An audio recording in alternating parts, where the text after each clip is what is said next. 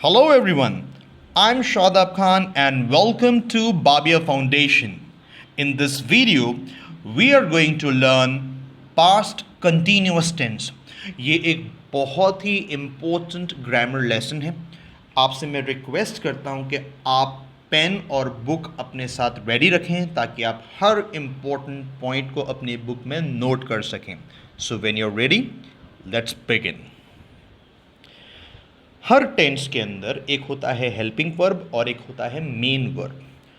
Past continuous tense में जो helping verbs हैं वो है वॉज, वर, और इसमें जो मेन वर्ब है वो है आईएनजी वर्ड, जैसे प्लेइंग, रनिंग, ईटिंग। याद रखिएगा, पास्ट कंटिन्यूअस टेंस के हेल्पिंग वर्ब्स हैं वॉज, वर, और मेन वर्ब है आईएनजी वर्ड, जैसे playing, running, eating. How to identify, Hindi और उर्दू में कौन से सेंटेंसेस होते हैं, हम कैसे पहचानेंगे हिंदी और उर्दू के सेंटेंसेस को कि वो पास्ट कंटिन्यूअस टेंस के सेंटेंसेस हैं। जब हिंदी और उर्दू के सेंटेंसेस के एंड में या अंत में या आखिर में रहा था, रही थी, रहे थे आएगा, तो समझ जाना कि वो सेंटेंस पास्ट कंटिन्यूअस टेंस का सेंटेंस है। एग्जाम्पल देखिए, मैं लिख रहा था, आखिर में आ रहा है रहा था। इसका मतलब ये जो सेंटेंस है ये पास्ट कंटिन्यूअस टेंस का सेंटेंस है। वो सो रही थी, आखिर में आ रहा है रही थी, मतलब ये सेंटेंस हुआ पास्ट कंटिन्यूअस टेंस का। हम खेल रहे थे, तो ये सेंटेंस हुआ पास्ट कंटिन्यूअस टेंस का। सो अगर हिंदी या उर्दू के सेंटेंस के एंड में या आखिर में रहा था, रही थी, रहे थे होगा, तो समझ जाइएगा कि वो सेंटेंस पास्ट कंटिन्यूअस टेंस का सेंटेंस है।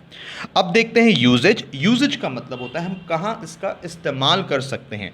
Past continuous tense is used to speak about actions going on at some time in the past. इसका मतलब होता है कि पास्ट कंटिन्यूअस टेंस उन काम को बोलने के लिए इस्तेमाल होता है जो अतीत में, मतलब माजी या भूतकाल में किसी वक्त हो रहे थे। पास्ट का कोई एक ऐसा वक्त होगा जब कोई काम हो रहा था, तो ऐसे सेंटेंस को बोलने के लिए हम पास्ट कंटिन्यूअस टेंस का इस्तेमाल करते हैं। एग्जाम्पल्स देखिए, मैं फुटबॉल खेल रहा था, आई वॉज प्लेइंग फुटबॉल।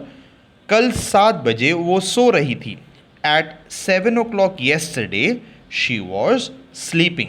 तो ये है इसका यूजेज। अब देखते हैं, बहुत से स्टूडेंट्स जो हैं वो वॉज और वर में कंफ्यूज हो जाते हैं। वो कंफ्यूज होते हैं कि वॉज कहाँ यूज़ किया जाए और वर कहाँ यूज़ किया जाए। याद रखिएगा, अगर सब्जेक्ट यू होगा तो आम तौर पे हम उसके साथ में वर का इस्तेमाल ही करते हैं, तो यू के साथ आप वर यूज़ करेंगे।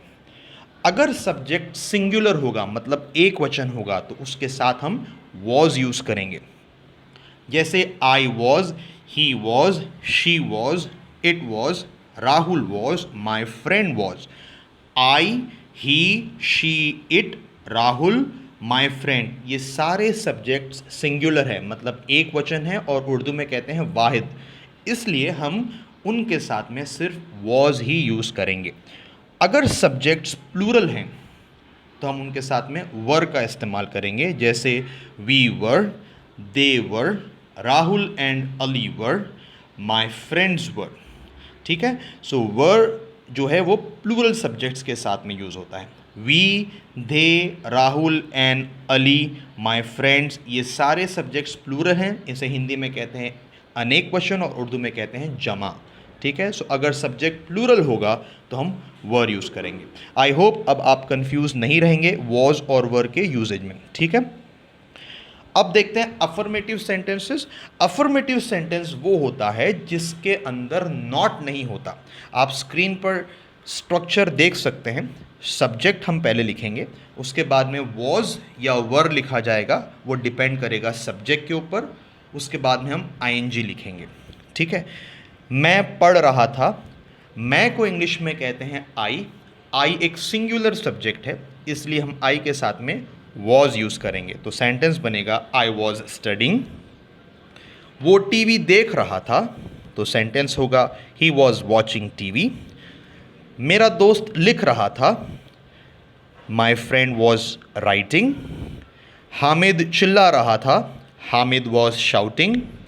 वे या वो लोग दौड़ रहे थे, दे वर रनिंग। आप स्क्रीन पर देख सकते हैं एग्जाम्पल नंबर 1, 2, 3 और 4 के जो सब्जेक्ट्स हैं वो है आई, ही, माई फ्रेंड और हामिद। और ये चारों सब्जेक्ट्स जो हैं वो सिंगुलर सब्जेक्ट्स हैं, इसीलिए उनके साथ में हमने वॉज का इस्तेमाल किया है। और जो फिफ्थ एग्जाम्पल है उसमें जो सब्जेक्ट है वो है दे, और दे एक प्लूरल सब्जेक्ट है, इसीलिए हमने उसके साथ में वर का इस्तेमाल किया है। ये थे अफर्मेटिव सेंटेंसेस। अब हम देखते हैं नेगेटिव सेंटेंसेस। नेगेटिव सेंटेंस वो होता है जिसमें नॉट का इस्तेमाल किया जाता है। उसका स्ट्रक्चर आप स्क्रीन पर देख सकते हैं। सब्जेक्ट, उसके बाद में आएगा वॉजंट या वरंट, वो भी डिपेंड करता है सब्जेक्ट पर। उसके बाद में आएगा आईएनजी। वॉजंट जो है वो वॉज नॉट का कॉन्ट्रैक्शन है, और वरंट जो है वो है वर नॉट का कॉन्ट्रैक्शन। आप चाहें तो वॉज नॉट और वर नॉट को अलग अलग भी लिख सकते हैं। एग्जाम्पल्स देखते हैं। आपके बच्चे हंस नहीं रहे थे, your children were not laughing. मैं उसे नहीं चिढ़ा रहा था, आई वॉजंट टीजिंग हिम। वो नहीं खेल रही थी, शी वॉजंट प्लेइंग। वो आइसक्रीम नहीं खा रहा था, ही वॉजंट हैविंग आइसक्रीम। वे मोबाइल्स इस्तेमाल नहीं कर रहे थे, दे वरंट यूजिंग मोबाइल्स। सो ये थे नेगेटिव सेंटेंसेस। अब हम आते हैं इंटरोगेटिव सेंटेंसेस के ऊपर। एक है येस नो टाइप क्वेश्चंस और एक है WH क्वेश्चंस। सबसे पहले हम येस नो क्वेश्चंस को समझेंगे। येस नो क्वेश्चंस जो टेंसेस में येस नो क्वेश्चंस होते हैं वो हमेशा हेल्पिंग वर्ब्स से शुरू होते हैं। पास्ट कंटिन्यूअस टेंस का जो हेल्पिंग वर्ब्स हैं वो है वॉज, वर। इसलिए जो पास्ट कंटिन्यूअस टेंस के येस नो क्वेश्चंस होंगे वो या तो वॉज से शुरू होंगे या तो वर से शुरू होंगे। मतलब पहला शब्द या तो वॉज होगा या तो वर होगा येस नो क्वेश्चन का। हिंदी और उर्दू में जो येस नो क्वेश्चंस होते हैं वो हमेशा क्या वर्ड से शुरू होते हैं। जैसे क्या मैं खेल रहा था, क्या वो लिख रही थी, क्या हम हंस रहे थे। आप सुन सकते हैं कि पहला वर्ड जो है वो है क्या। जब पहला वर्ड क्या होता है तो वो yes no question होता है। So if the first word of the question in क्या, it means that it is yes no type questions. Okay, so yes no questions की आप स्ट्रक्चर स्क्रीन पर देख सकते हैं। was were, उसके बाद में आएगा सब्जेक्ट, उसके बाद में आएगा ing और फिर आखिर में आपको क्वेश्चन मार्क डालना है। और अगर नेगेटिव है वो क्वेश्चन तो पहले लिखेंगे wasn't या weren't, उसके बाद हम लिखेंगे सब्जेक्ट, उसके बाद में लिखेंगे ing और आखिर में आएगा क्वेश्चन मार्क। पहला क्वेश्चन देखिए, क्या हम रो रहे थे, यह है पहला क्वेश्चन। वर वी क्राइंग, क्या वो आपको चिढ़ा रहा था, वॉज ही टीजिंग यू। क्या अमित काम कर रहा था, वॉज अमित वर्किंग। क्या वे स्कूल जा रहे थे, वर दे गोइंग टू स्कूल। क्या वो कोशिश नहीं कर रही थी, वॉजंट शी ट्राइंग। आप हिंदी या उर्दू के क्वेश्चंस को अगर देखेंगे तो उन सब क्वेश्चंस का पहला वर्ड है क्या। तो जब क्वेश्चन का पहला वर्ड क्या होगा तो वो येस नो टाइप क्वेश्चंस होगा, ठीक है। और आप राइट हैंड साइड में इंग्लिश में उनके ट्रांसलेशंस देख सकते हैं। जो येस नो क्वेश्चंस है वो या तो वॉज से शुरू हो रहे हैं या तो वर से शुरू हो रहे हैं, डिपेंड कर रहा है सब्जेक्ट क्या है उस सेंटेंस का या उस क्वेश्चन का। सो पास्ट कंटिन्यूअस टेंस के अंदर हेल्पिंग वर्ब वॉज वर है, इसलिए ये जो येस नो क्वेश्चंस हैं वो या तो वॉज से शुरू हो रहे हैं या तो वर से शुरू हो रहे हैं। तो ये थे येस नो क्वेश्चंस। अब आते हैं WH क्वेश्चंस पर। आप स्ट्रक्चर देख सकते हैं, WH वर्ड, उसके बाद वॉज या वर, उसके बाद आएगा सब्जेक्ट, उसके बाद ing और फिर आखिर में आपको क्वेश्चन मार्क डालना है। और अगर नेगेटिव है, नॉट है क्वेश्चन में, तो पहला वर्ड होगा WH वर्ड, उसके बाद में wasn't या weren't, उसके बाद आएगा सब्जेक्ट और उसके बाद आएगा ing और फिर आखिर में आप डाल सकते हैं क्वेश्चन मार्क। आपको डालना होता है बिकॉज वो क्वेश्चन है, तो आपको क्वेश्चन मार्क रखना होता है एंड में, ठीक है। सो आप क्या कर रहे थे। अब आप देख सकते हैं कि क्या जो वर्ड है ये क्वेश्चन का पहला वर्ड नहीं है। अगर ये क्वेश्चन का पहला वर्ड होता तो वो येस नो क्वेश्चन होता।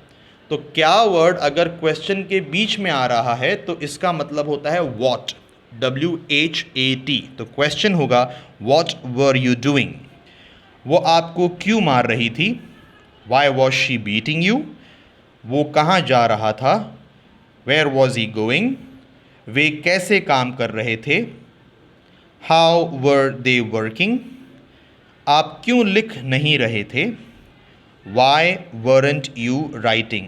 आप देख सकते हैं ये नेगेटिव क्वेश्चन, इसमें नहीं का इस्तेमाल हो रहा है, इसीलिए क्वेश्चन में वरंट यूज़ किया है हमने। तो ये थे येस नो क्वेश्चंस, और ये पूरा जो पास्ट कंटिन्यूअस टेंस का चैप्टर था, लेसन था, ये यहाँ पर ख़त्म होता है। आई होप आपको ये वीडियो हेल्पफुल है आपके लिए। आपको ये वीडियो अच्छा लगा अगर, तो आप लाइक बटन को ज़रूर हिट करें और बाबिया फाउंडेशन चैनल को सब्सक्राइब ज़रूर करें। Thank you so much, happy learning, bye.